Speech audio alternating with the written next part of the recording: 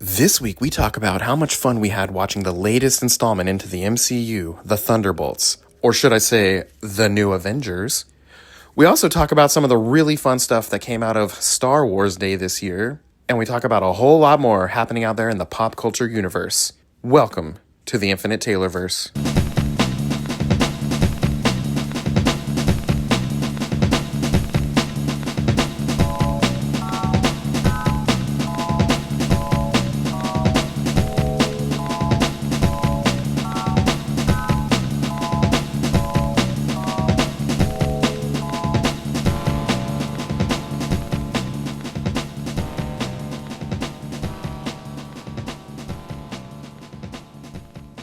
Warning. Red alert. Ay, ay, ay, ay, ay! Danger, Will Robinson.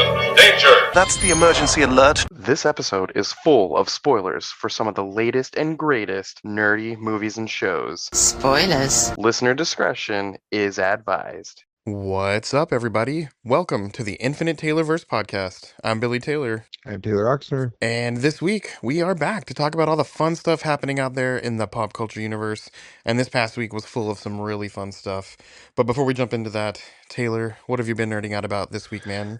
This week, besides seeing Thunderbolts, which is a really amazing movie, I can't believe I'm saying this out loud, and you're probably not going to believe it once I say it, but I've never seen Jaws until this last weekend. Oh my goodness. That's crazy. Like any of them, it's always been this really weird blind spot. But it's, big enough in pop culture that you knew enough to, talk about it if it ever came up, Yeah, exactly. So, But yeah, what'd you think of it? so I get why people thought that this shark was scary when this movie came out. Uh-huh. I, however, thought that the giant rubber shark was hilarious. There were aspects of it that I still was like, oh, that's intense. But I had so many questions throughout this whole movie. I also had the opinion going into this movie that this shark was the size of an aircraft carrier. Uh-huh. Because of the way it's all built up and everything. People are like, oh yeah, Jaws, this giant shark, blah, blah, blah, blah. It's not that big of a shark. I mean, it's a big shark, but it's not you know what I'm saying? It's big for a shark, but not, a monster. It's the not a size of- whale. Yeah. I was assuming that it was a shark the size of a whale Yeah. going into this. And so there are parts that I was like, oh my God, things like that. But then I had questions throughout the whole thing. I was like, why are they on this small boat trying to catch this thing? I was halfway through the movie, I was like, what are we doing here? Also the mayor of the town is so aggravating, and it's one of those movies that I've really truly enjoyed. Don't get me wrong, but throughout the whole movie, I'm just like, I watched it by myself too at 11 o'clock at night. So I don't know. I had a really good time. I love the movie. I will give it a 8 out of 10 for sure. But I had a lot of laughs through it, which I don't think's the intention. Yeah. But still, I really enjoyed it. That's awesome. Yeah, I haven't watched that since I was probably a middle schooler. And so I'm assuming that if I watched it as an adult, I'd feel the same way. Yeah. As an adult, I kind of just kept seeing things. I'm like, well, wouldn't have made that decision. Things Yeah. like that. That was the stuff that was more frustrating for the movie. It was almost like the shark wasn't as big of a villain as they were of themselves throughout Yeah. the whole entire movie. It was just, goodness, you guys, it's an animal. At a certain point, it's just an animal. Yeah. So, yeah. And But it lives anyway. in water. You don't even have to be near it. Yeah, exactly. It's just a whole thing. Anyway. Well, let's see. My nerding out is kind of a combo. This past weekend was free comic book day, and we hit a few spots up to try to get them all, and there were some really good ones out there, a lot of Superman ones and some good Marvel ones with Spider-Man and Fantastic Four and whatnot. But it was just fun to do that with my kids and get some books. That's always fun. And so doing free comic book day, that was fun. But my part two, I guess, of my nerding out is I've been collecting a lot of the Absolute comics, the new, it's kind of DC's version of the Ultimate Comics. Oh yeah. For some reason, I was thinking Absolute Comics. I was like, we all try to collect those big Absolute things. Yeah. But I've only been buying the Superman and Batman ones. Now there's Flash and Martian Manhunter and Wonder Woman. And I think that's it. But I'd only to this point I'd read all the Superman ones, and they're kind of rocking my world. They're amazing. But the Batman ones, I'd only read the first one, and I haven't touched them in a while. And then we're up to, I think the next one coming out is 8. And I just sat down and read all of them, and they're so freaking good. It's such a unique take on that whole thing. I guess the thing that kind of the biggest deviation from history was when Thomas Wayne was young, he didn't know if he wanted to be a doctor or a teacher, and he became a teacher instead of a doctor. So he is not rich in this storyline. And when his parents kind of, I don't want to get too spoilery for people that want to read it, but when all the stuff that starts turning him into Batman as a kid, it's a very different take. And he is not this, millionaire. He's just some regular guy, Bruce Wayne is. And it's just a really good take. And the art is awesome. And it's kind of brutal. This is not, one for the kiddos, but it's been really good.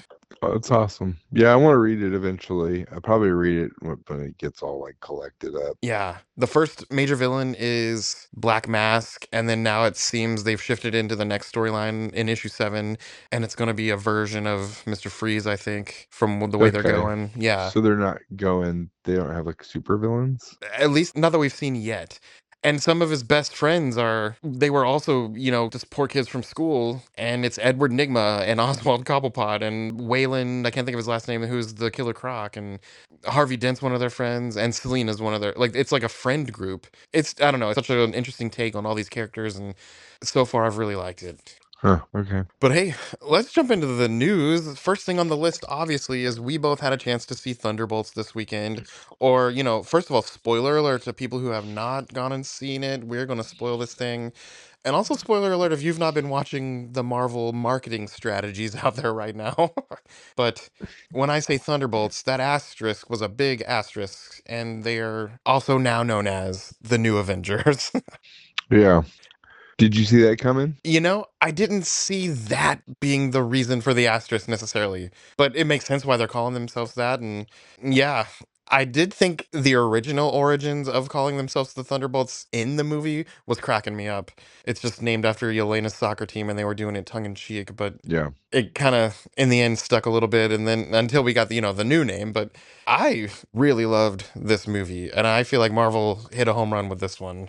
Yeah, wasn't expecting it to be. I knew like the reviews going in, all the reviews were positive, which is not like strange for a Marvel movie for all the reviews up front to be good or to be bad.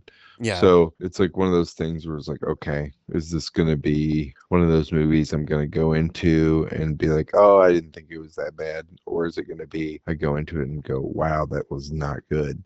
I kind of thought it was just going to be okay going into it, considering the cast and like what version of Thunderbolts they decided to pick, which I thought even like back when we first saw the stuff, I was like, that just doesn't look good. Like Yeah. it just looked like, I remember seeing the grouping of people and being like, I mean, they all fit together, but not like the Thunderbolts are actually like super villains that are faking to be superheroes and then eventually become superheroes.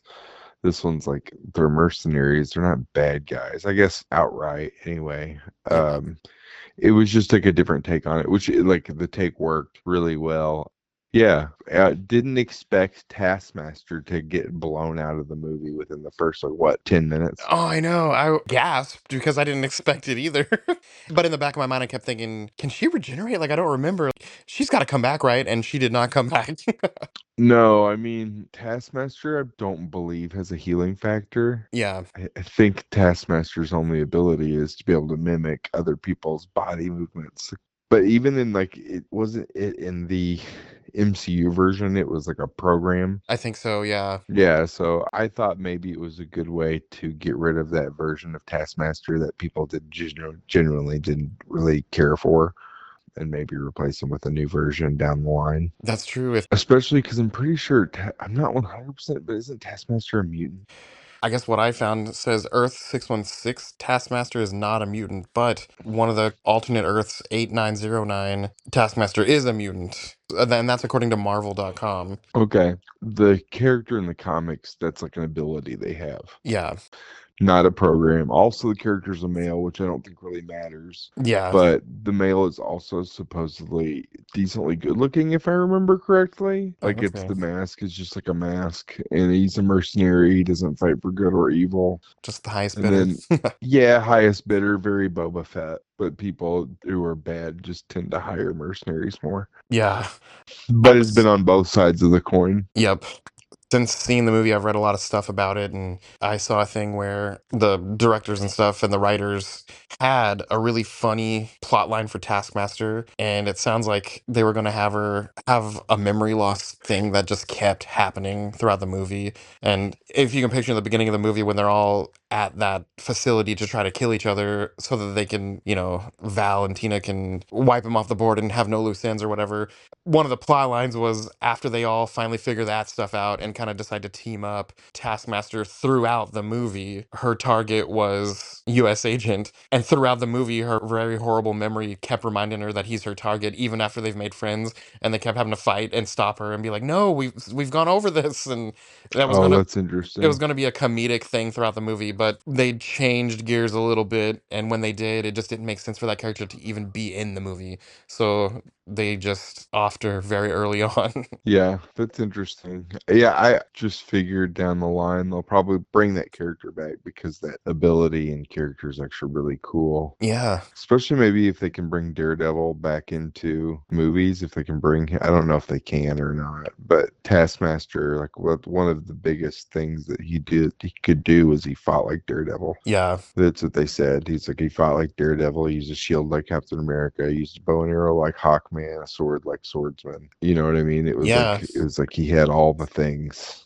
He's kind of like a Mazo, but a human. Yeah, and only like things that humans can do. Yeah.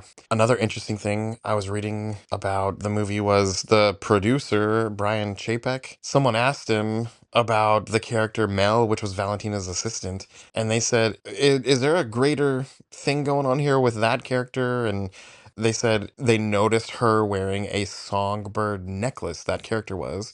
And he said, well, Mel in our movie is Melissa Gold. And if you're a comic book fan, Melissa Gold is the character Songbird, and he said, "Is there plans for that to be a thing eventually?" I'm not at liberty to say, but that seed was planted.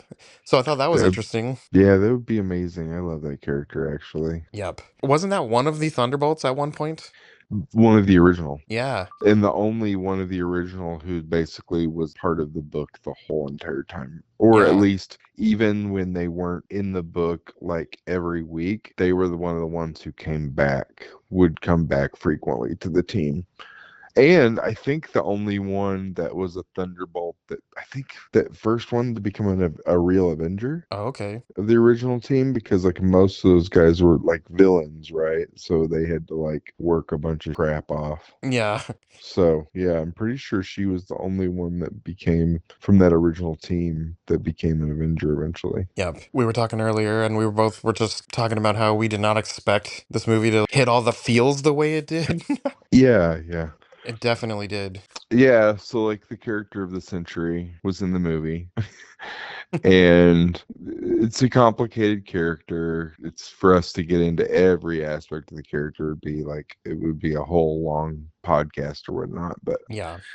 the character has bipolar disorder and they portray it in a way that's very powerful. We'll say to use two entendres there. Yeah. Emotionally so, and physically, you see Bob, who they meet when all of them are trying to kill themselves, and they're like, "Who is this guy?" He's like a normal like, human. Turns out he's an addict, and then had bipolar disorder. They tried this new kind of super soldier serum on him, which doesn't exist anymore. Which they don't ever talk about that in the movie, by the way. Did you notice that? Yeah, they didn't talk They about it at said all. well, yeah, they said like a bunch of it like killed everyone else, but like they didn't say like it happened kind of like how Captain America, like it just that's it. The Yeah. one he got, like it's him, there's no one else who can have it. Well, these powers get unleashed out of him because of some emotional outbursts, and he becomes the Century, who basically is God. Yeah. Um, What can't he do?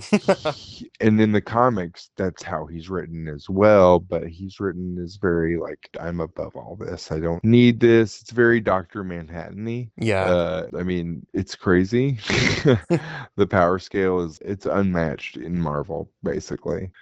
He can do everything from reach inside of you and help you heal through things to he can you telekinesis, telekinetic, like he can fly through space. He doesn't need to breathe, doesn't need to eat, doesn't need to, you know what I mean? Yeah. It's one of those conversations people have in comics. It's like who can be who, Superman or Sentry? And it's like, well, you got to be able to touch Sentry, right? And that's the thing. Is like he can also come back from a molecule. He just has that body there. He's like a billion exploding suns, and this is when he's good, right? Like Yeah.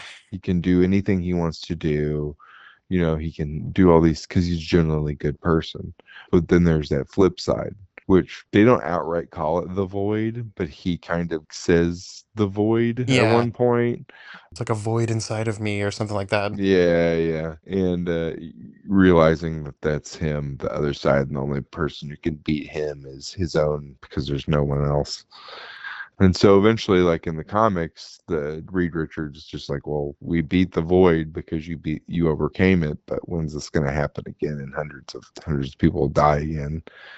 And so they made the whole world and universe forget about him. Yeah. And it's like one of those things where they add like the memory stuff where he's like, well, what happened? It's like he doesn't really remember this stuff as a Century, or he only remembers parts of it. Yeah. I couldn't, it didn't really make sense to me because later he's like, guys, I can't do it. He says that to them later. Did you pick up on that? Yeah, it seemed like you forgot everything, and then fast forward way later, it seemed like the only stuff you probably knew was stuff they told him about himself, if that makes sense. Yeah. So they added the memory loss in there, but I think they added it as like part of his character, not as something someone did to him. Yeah. I also wonder, because I haven't read any Sentry stuff, so is there a version of it where Bob, the good guy, is the Sentry and has the powers and helps out? Yeah, for a time. The thing is that the Sentry is at least, I don't know if he's alive in Marvel right now or not, but for like a while they killed him off because the Void came back, and they had to defeat Loki and like a whole thing. But it's a sad character. Yeah. Even one time when they brought him back, they just put him right back, or he imprisoned himself. Yeah, there are moments of greatness, Yep. but it's mostly pretty tragic. I love how throughout the movie, how enthusiastic Red Guardian was to be getting this group together.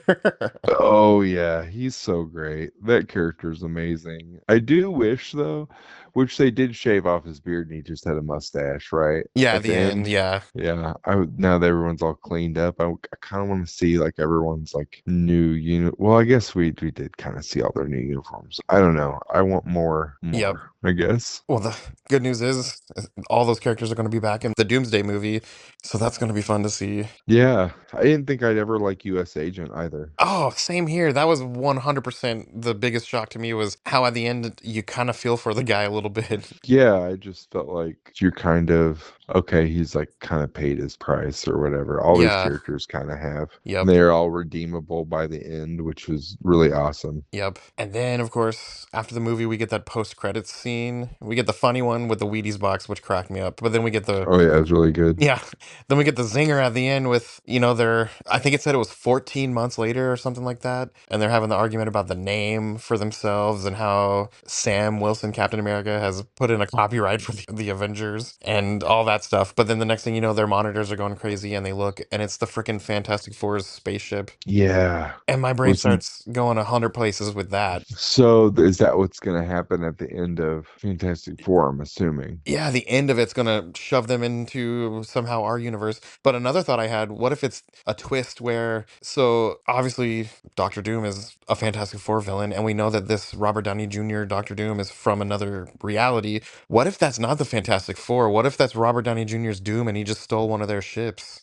Nah. Yeah. I don't think their introduction to the MCU is going to be a red herring the first time. Yeah. I just I started don't think they're going to do that the first time around. I think maybe, yeah, I don't my, know. And also, I don't think Doom would hide himself to be anyone else. unless somehow he knows on Earth his face is a hero's face. Yeah, and I think that's the big Iron Man in him thing. Flip Yeah. side. I think that's what we're gonna get there. But I also think we're gonna get a hero Iron Man again Yeah. too. I just know when I was seeing that, I was like, oh my gosh, so cool, Fantastic Four. And then as I slept on it, I was just thinking, what if they're trying to pull one on us and that's not them? But we're going to know by July, we'll know who was in that ship. Bro, what if they're here to defeat our heroes so that their Earth doesn't get destroyed? Ooh, that'd be crazy. Because that's what I think is gonna happen with the X-Men. Oh, yeah, to throw in some kind of Avengers versus X-Men thing. Yeah, well, I think if they're gonna go with the whole like planets colliding and all of that, and then like, you know what I'm saying? Like Yeah. only one Earth can exist in this. What is that word that they use? Convergence.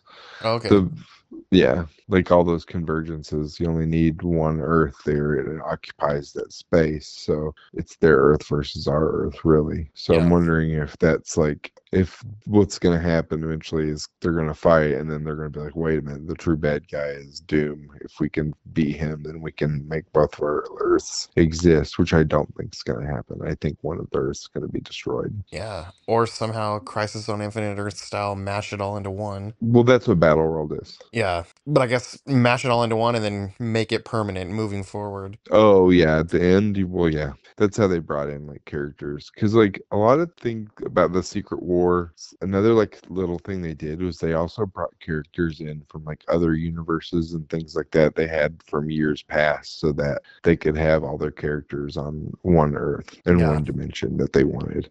So like everyone from like Old Man Logan to like the Squadron Supreme to like Ultimate Spider-Man and Ultimate Reed Richards. Really the big purpose of all of it in the end is to make sure you have all your characters in one place again. Yep. And that's what Crisis on Infinite Earths was too. Yep. It was a big editorial device to make sure we got all these Charlton comics and Fawcett comics and the Golden Era and all of it Oh to yeah. make one thing. Yep. So, when they say it's the end of the MCU, I think they I just really mean think as we know it. it's as the MCU timeline is going to be different from now on because of this. Yeah. Because we're going to get a new MCU, and that MCU is going to have X-Men and Avengers and all the characters that we had. So I think that's what that purpose is. When they say the end of the MCU, they're not saying the end of the MCU. I think what they're saying is it's the end of this dimension of the MCU. And Yep. going forward, the new MCU will have all these characters in it. Yep. That makes the most sense. To me, anyway, that's how I'm understanding this.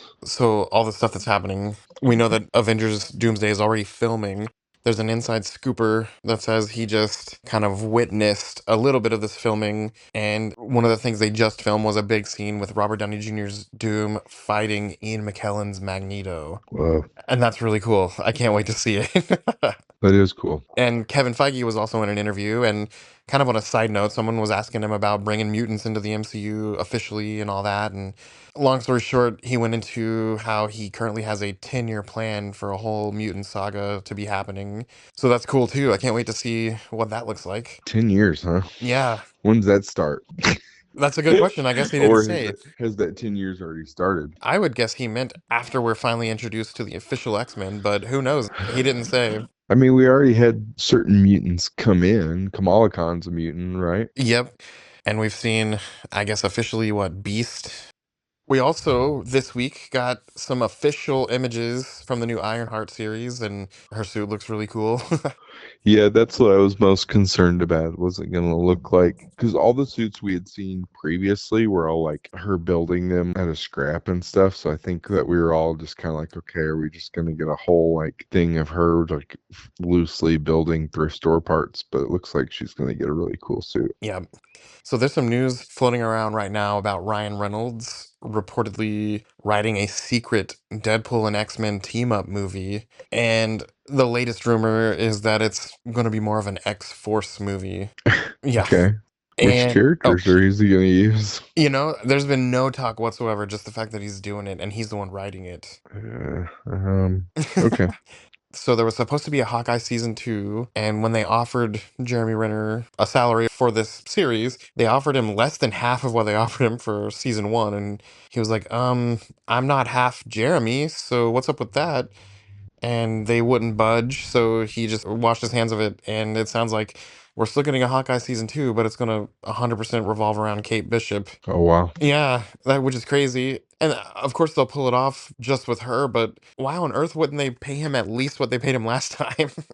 Yeah, unless he's just really not in it that much anyway. Yeah. Maybe he's on there for like an episode or so. Yeah, If who knows?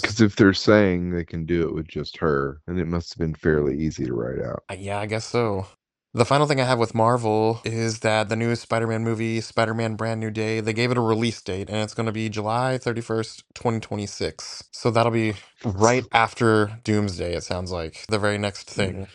So they're probably already shooting it. Oh, probably. Probably concordantly with Doomsday, maybe? I think so. You know what? I feel like I read something a few days back that I forgot about until just now, that the movie's going to come out after Doomsday, but it'll be kind of happening at the same time and it'll end about where Doomsday ends. Okay. He's just off doing street level stuff with street level characters while the Doomsday stuff is happening, and it all kind of culminates together. That'd be cool. Yep. Well, over with DC, there's not a ton of news this week, but there was supposed to be this Sergeant Rock movie coming with Colin Farrell as the lead character, but it sounds like they've canceled that altogether. And I don't know Oh. why, but they did. And Sean Gunn, who is James Gunn's brother, he's going to be playing Maxwell Lord in the new DCU. And it hasn't really talked about when we're going to see him next, but something just came out that it sounds like we might even get a glimpse of that character in the new Superman movie. Not as a main thing, just something we see in that movie. Okay. Now, over with Star Wars, there's been a lot going on. This past week was Star Wars week. We had May the 4th and all that stuff. Well, they kind of sneakily released the Star Wars Tales of the Underworld, which was I, 6 episodes. oh, right on. Yeah, and I they didn't even released. notice. Yeah, bad nerd, I guess. I don't know. I didn't know this was coming, or at least I didn't remember it was coming. And they released all 6 episodes on May the 4th. And when I noticed them, I thought, oh my gosh, this is awesome. And I watched them all in one sitting because they're only 15 minutes each. Oh, And wow. yeah, the first three are about Asajj Ventress, what happens to her after she, appears to have died. And then the Okay. next one was about the origins of Cad Bane. And all 6 were great, but the Cad Bane ones were so good. I never thought in my life that I would have a broken heart for frickin' Cad Bane. And That's crazy. and yeah, if anyone hasn't watched it, go watch them. They're like I said, there's 6 of them. They're only 15 minutes each. They're super good. They're just like those Tales of the Jedi and Tales of the Sith, or Tales of the Empire. I think the Sith one was called. Okay. Yeah, super good. That's awesome. Now Andor is a very necessary story to get us to where we know what happens with the Death Star and all that good stuff. But I hate to say it, and maybe I don't know what, but I'm having a hard time getting into it. Last night, Yeah, I was gonna start it, and my Disney account is locked for some reason, so I got to figure that out. yeah, Andor, don't get me wrong, the story is fantastic, and some of the things happening are very essential to the rebellion and all that stuff, but I don't find myself just crazy into it. Now, the same thing happened to me with season 1, but by around the 3rd episode, I was hooked. And I've watched 5 of the 6 released episodes. At this point, there's going to be 9 released by the time this episode of our podcast comes out.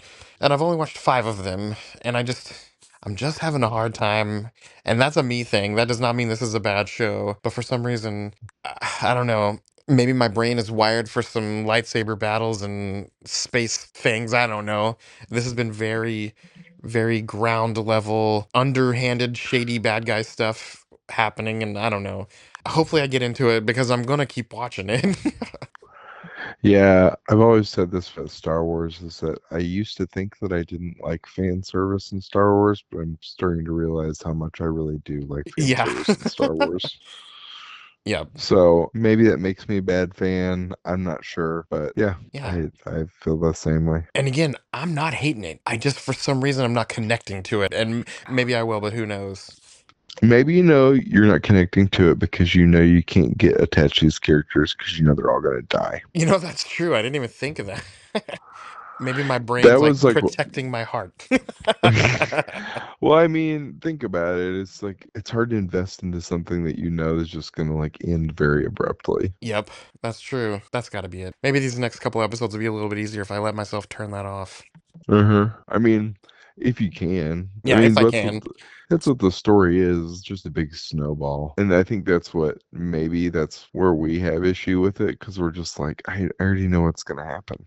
Yeah, Especially because you know if there's somebody coming after this kid, you know he's gonna get away, but then eventually he's gonna have to sacrifice himself. But you already know the ending. yeah, And maybe that's what you're not a big spoiler person, so maybe that's what it is.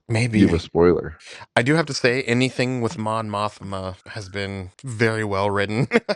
They turned this very minor character from the original movies, who had an important role, into a very important character in terms of this whole series. So I have enjoyed that about it. But yeah, got my fingers crossed that the next few episodes I'm gonna connect to a little more. Right on. One of the biggest things about it, and not to get too spoilery, this doesn't really give away the plot or anything, but the actor Jimmy Smits, who played Senator Bail Organa in everything to date, he was just unavailable when they were filming this, so they had to go with a brand new actor. They went with Benjamin Bratt to play him. So that's also, I think the next episode I'm watching is going to have him in it, and that'll be kind of weird to see because it's never not been Jimmy Smits. So that'll be, like I said, kind of interesting. But I don't get too hung up on that kind of stuff. But I saw some fans thinking that was crazy, but it just didn't work out for his schedule, so that kind of sucks. Well, let's see. The last thing I really have on the list has to do with the Hellboy franchise.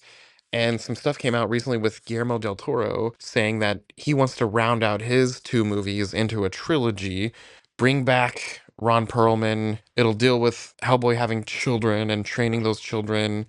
And there's a brand new villain we have yet to see on the screen. And it'll be kind of like a family affair. And all the original cast will be back. So that sounds kind of cool. Yeah, I don't know if I need that.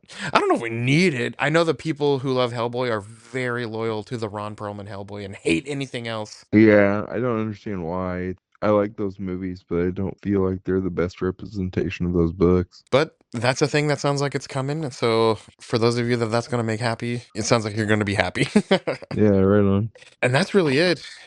Stay tuned in the weeks to come. We'll be talking about there's a handful of cool events happening in the summer. I know in June, Kansas City has two cons. They have Crypticon and then this Anime Fest, which is an anime thing and a wrestling thing all rolled into one. So that's kind of cool. And I'm sure there'll be even more things that we don't know about yet. But like I said, stay tuned and listen for some of that stuff. Yeah, absolutely, guys. But hey, as for us here at the Taylorverse, I've been Billy Taylor.